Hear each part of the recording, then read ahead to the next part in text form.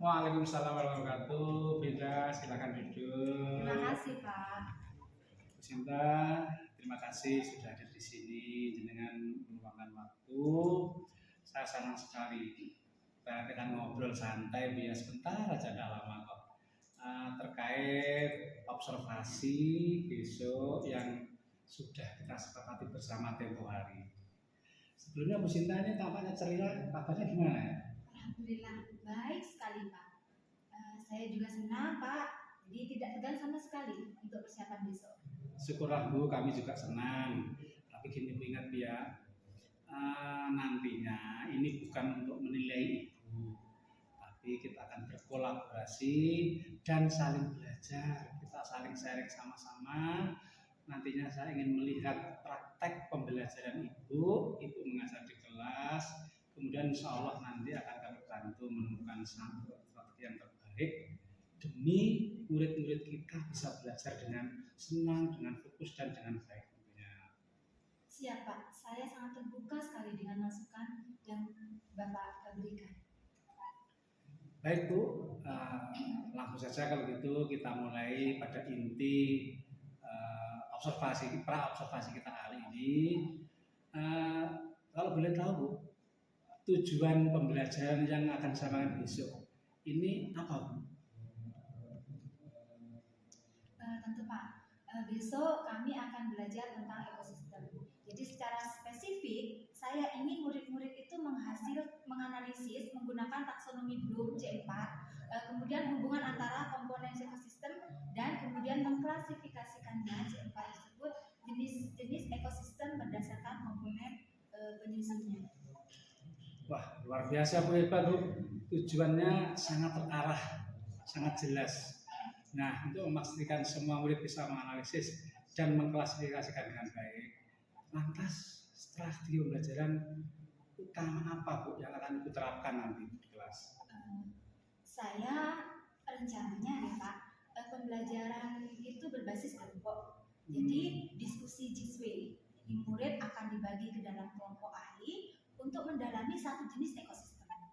Kemudian mereka kembali ke kelompok awal untuk saling berbagi dan menyimpulkan hubungan antar komponen ekosistem secara keseluruhan.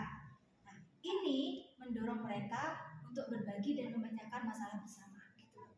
Wah, strateginya menarik sekali kayaknya Bu ya. Kolaborasi dalam diskusi anak-anak nanti pasti akan senang, akan memperkaya pemahaman mereka.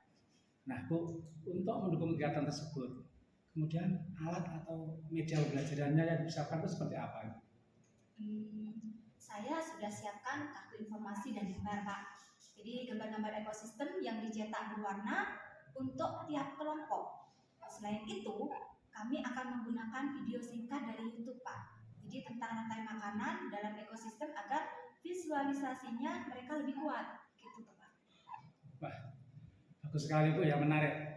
Penggunaan medianya sangat bervariasi. Nah, kalau media sudah bagus, sekarang kan penilaian buat asesmen.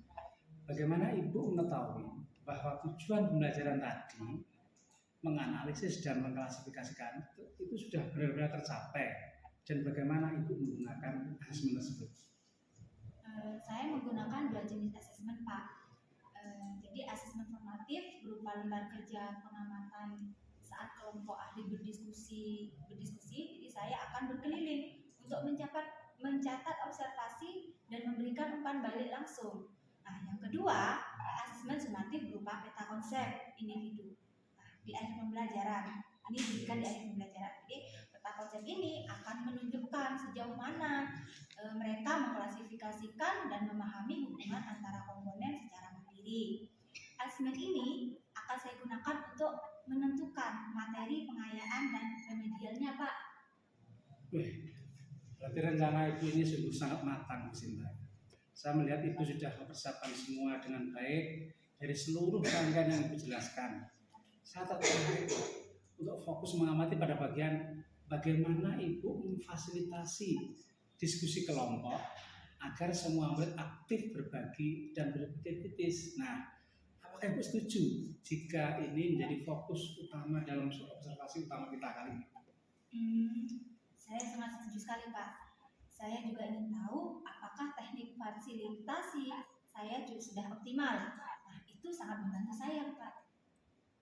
Oke Bu, terima kasih. Jadi besok saya akan fokus mengamati strategi fasilitasi Ibu dalam diskusi kelompok untuk meningkatkan partisipasi dan berpikir kritis pada diri murid. Saya akan duduk di belakangku ya besok ya, berusaha tidak mengganggu pembelajaran, dan Ibu nggak usah khawatir, nggak usah takut kalau saya amati. Nah, setelah pembelajaran kita akan adakan sesi pasca observasi untuk mendiskusikan temuan-temuan kita. Mungkin sebelum kita akhiri ada hal yang ingin disampaikan Ibu? Sudah cukup Pak, saya terima kasih banyak atas obrolan yang santai kita ini. Jadi saya merasa lebih tenang dan bersemangat Pak. Sama-sama Bu Sinta, selamat menyiapkan diri. Semoga besok itu lancar dan menyenangkan. Baik Pak, terima kasih. Sama-sama Bu Sinta.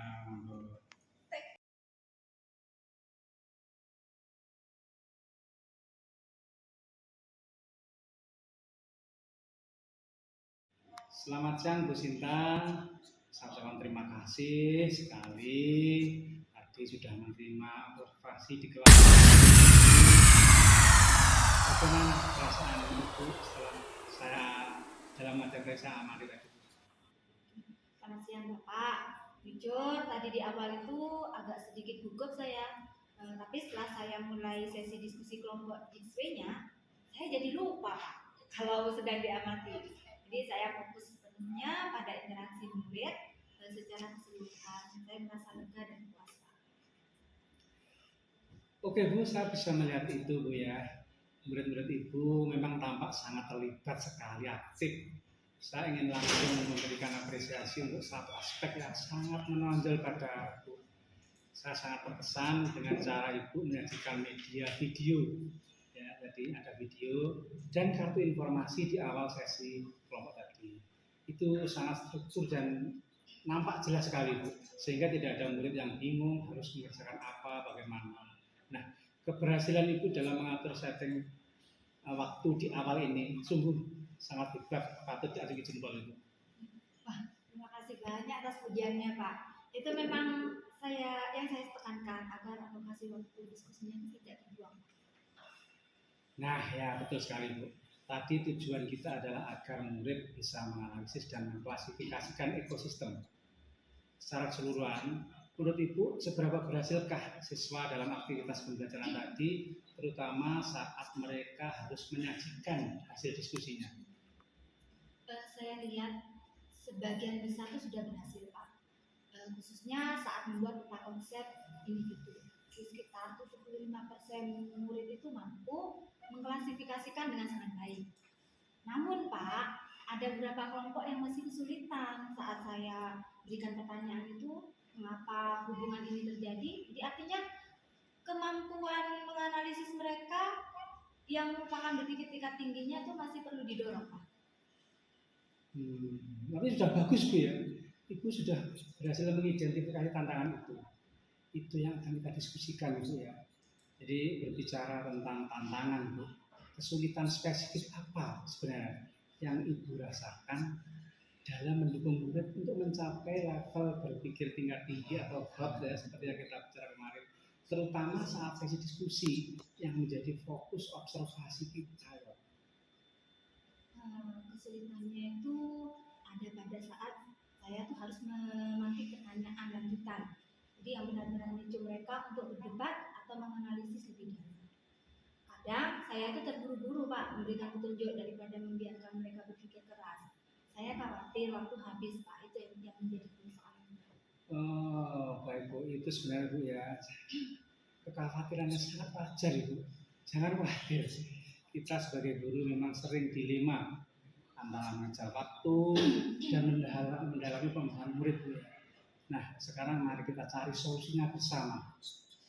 Ide kreatif apa yang murid Ibu miliki untuk mengatasi kesulitan dalam memantik pertanyaan hot di pembelajaran berikutnya nanti?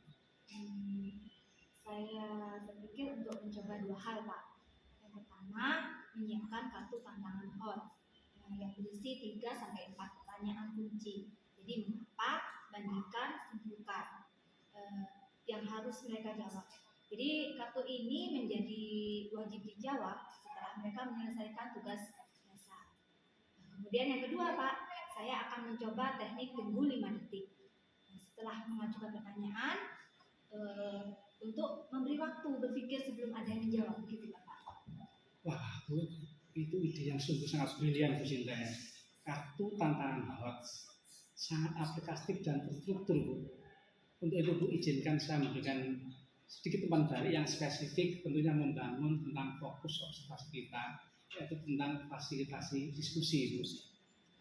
Umpan balik yang saya maksud adalah bahwa saya melihat Ibu cenderung langsung memberikan jawaban atau petunjuk ketika murid diam selama diskusi. Di kesempatan berikutnya, tolong Bu ya, terapkan ide Ibu tadi tentang teknik tunggu 5 detik. Langkah aplikatifnya adalah ketika murid mulai diam, alih-alih memberikan jawaban, Bu, coba Ibu ulang pertanyaannya dengan intonasi yang berbeda atau ajukan pertanyaan pengarah. Misalnya begini Bu ya, anak-anak, menurut kalian bagian mana dari komponen ekosistem ini yang paling rentan terhadap perubahan? Coba jelaskan alasannya. Ini Bu, ini tentunya akan membantu mempertahankan fokus mereka, fokus anak-anak pada analisis tanpa langsung memberikan petunjuk Bu.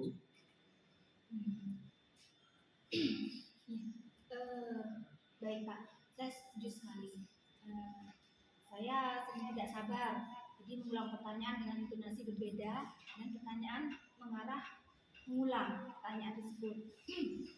Jadi adalah langkah aplikatif yang mungkin saya praktekkan. Saya akan terapkan itu minggu depan bersama dengan kartu tantangan HOTS Pak. Bagus sekali Bu, komitmen Ibu luar biasa. Jadi komitmen ini Bu, sebagai tindak lanjut kita adalah Ibu akan menerapkan atau mengimplementasikan kartu tantangan HOTS. Yang kedua adalah teknik mengulang pertanyaan pengarah saat diskusi kelompok untuk meningkatkan kemampuan analisis murid. Tentunya saya yakin Bu ya, Ibu akan melihat perubahan positif akan pembelajaran yang Ibu terapkan. Baik Bu, kiranya cukup dulu, kita bisa bertemu lagi dalam 2 minggu Bu ya, mulai sekarang untuk mendiskusikan kemajuan dari rencana ini. Bagaimana menurut Ibu? Siap Pak, saya setuju sekali. Terima kasih banyak atas dukungan ujian serta umpan balik yang sangat membantu saya Pak. Jadi saya jadi punya arah yang jelas untuk perbaikan. Terima kasih. Sama-sama Bu Sinta, teruslah berinovasi, teruslah semangat demi pendidikan Indonesia yang maju dan maju. Terima kasih Bu. Baik, Pak, terima kasih.